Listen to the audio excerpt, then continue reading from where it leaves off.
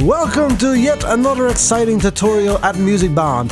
My name is Chris and this is how to build a song from a one-track jam part 3.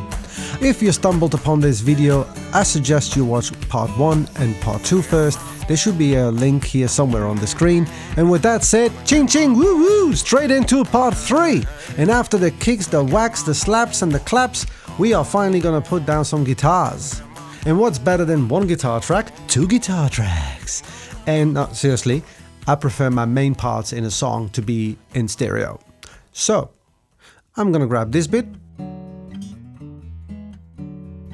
going on one track, and I'm gonna grab that bit, going on the other track. And just like what I did with the claps is, I will take 2 tracks and I will send them together to an auxiliary track where I can just EQ and process them both the same way. And obviously the EQing is all depending on what you want from it and what you started off with. In my case, I'm going to EQ the guitar just a little bit darker than I normally do because of the lack of bass guitar or any bass instrument. I do, however, want to deal with this little bit of boxiness around the 200, 250. There we go.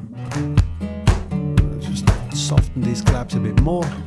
And that's how you go to the next guitars. You just grab the usual bits and put them where you want them in the arrangement, treat them the way they need to sound and build your song. The next bit I want to get into is what resembles as a cymbal or a sweep, because there's some interesting things that can be done with that. So in my one-track jam, I recorded a few and I've put them where I think they belong, which is at the start of a new line or a segment or a chapter in your song. But you can also use it reversed to build up towards something. EQ wise, these are quite easy. You cut all the lows, you boost the highs, just avoid harshness and keep them sweet. With these types of sounds, I'd like to automate some reverb and delay. Like I'd like to start off quite dry and then space them out as the sound goes, like as if they're disappearing in the distance. Now, when I reverse it, I do the opposite. I will start off with lots of reverb and just back it up all the way until it's dry, right in your face. Like that. See it all together.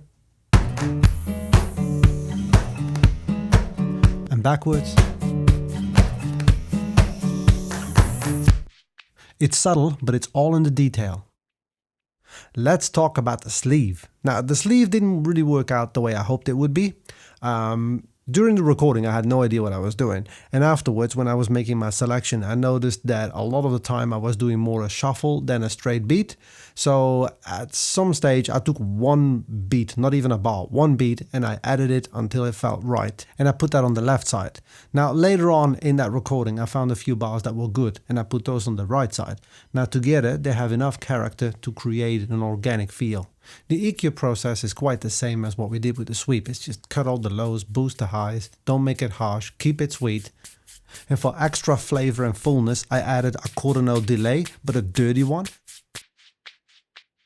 So it's not just repeating exactly what's already there, it does it with a different sound, as if I'm actually running a 3rd or a 4th track of shakers in a different EQ and get a fuller sound grooving along.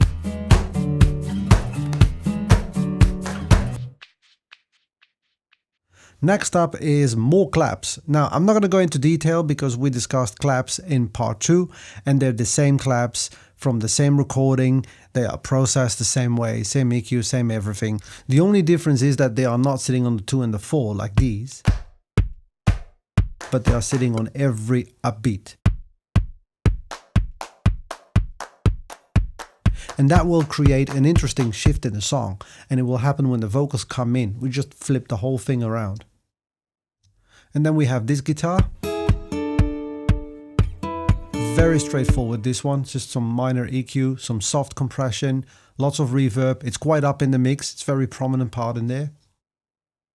Another great part is what I call the finale, which is this riff.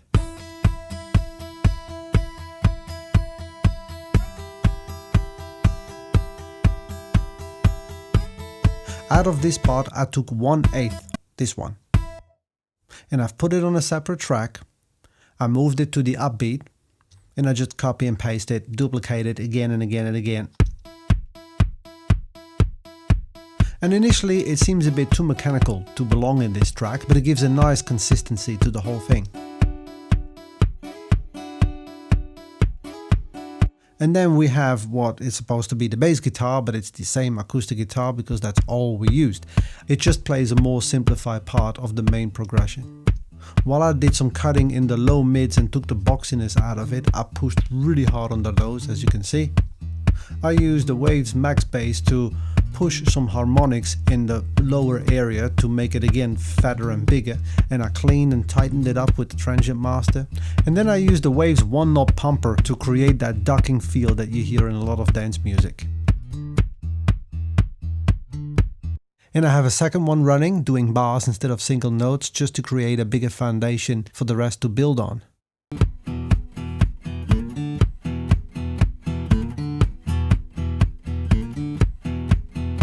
And that little guitar lick that was in the bass part that got lost during the ducking process, we've set apart on a different track, and because it's an octave higher, it just contributes really nicely.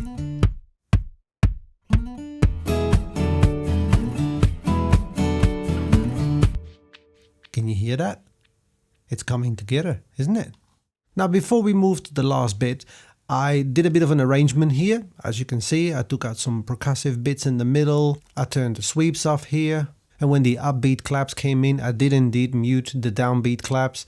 In that bit, I even turned the main guitars off. So this whole section is basically almost a bit like a page turn.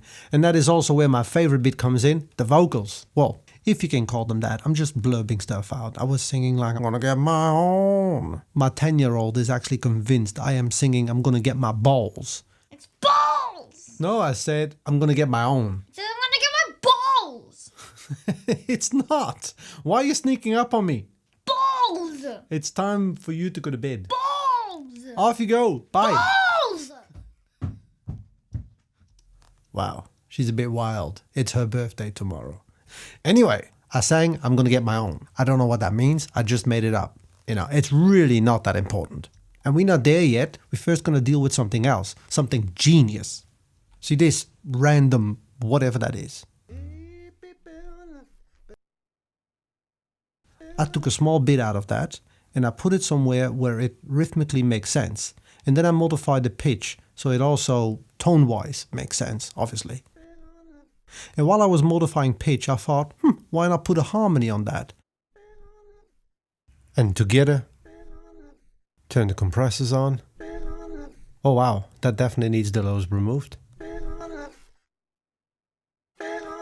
That's better. And look, all in all, I am very aware this is quite a bit of a turd. If you had to record a vocal with this quality and that much background noise, you wouldn't even consider putting that in your track. But I thought, how far can I go and get away with it to make this a vocal feature? Now let's deal with the real thing. So this is my original vocal.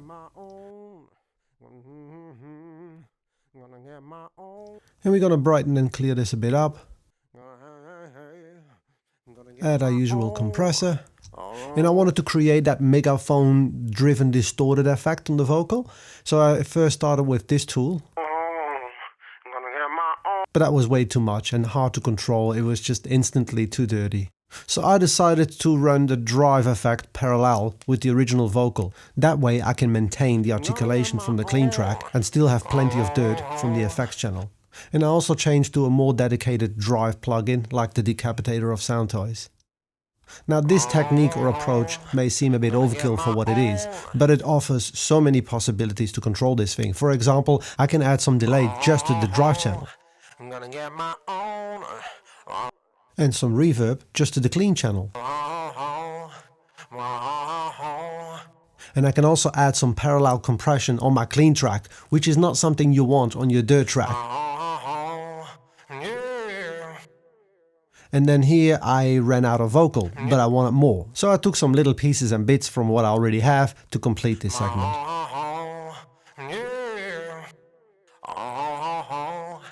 And bundle these all together and you get quite a nice vocal arrangement, you know, considering what we started off with and what we have available.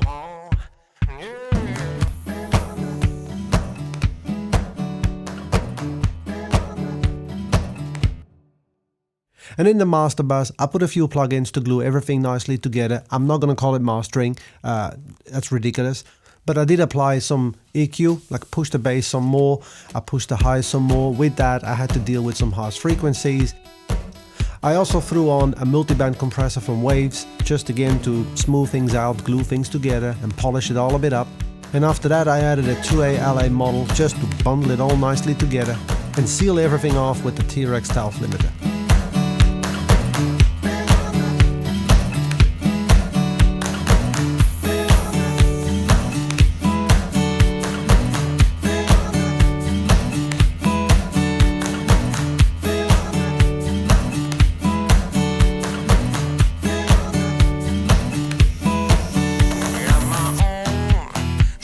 And that concludes part 3 of the series, How to Build a Song from a one-track jam.